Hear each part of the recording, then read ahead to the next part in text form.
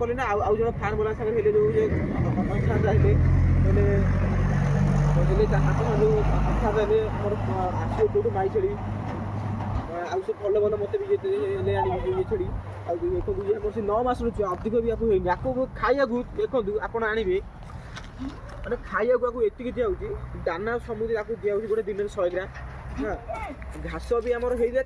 चाष होई तो अल्प दिया होची अधिक भी हेनी हम घास किछि रे ये भाई भात खाउची माने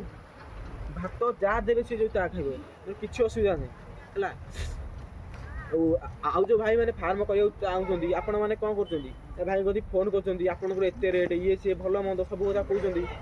आपण माने जो ट्रेडर को तू आनिबे आपण जो ट्रेडर को तू आनो देखो आपण आउ थे तम करिए फोन से फोन उठेबे आपण माने आउ थे फोन से फोन उठेबे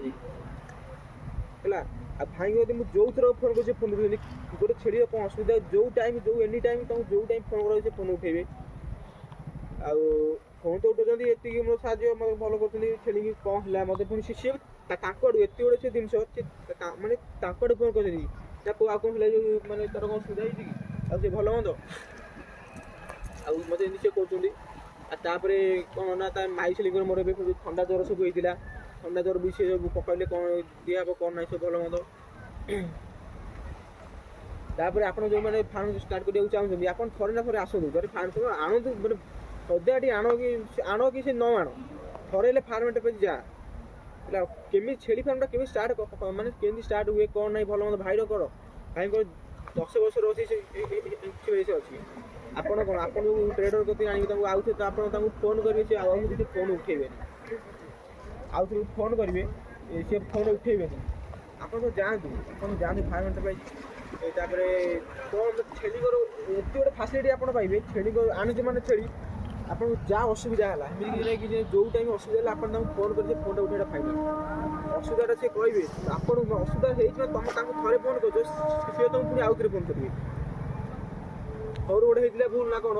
मु ताको जो औषध इंजेक्शन दोथिली मु किछि खातरे किछि लेबुल नथिली भाई मते सेटा मते पार्टी करथिले जा हला जो दिन औषध दिया हला सेटा लेबु कोन दिया हला कोन हेति ट्रीटमेंट कोन इंजेक्शन दिया जी कोन भलो मतो सब गोटे खाता लेखा आबो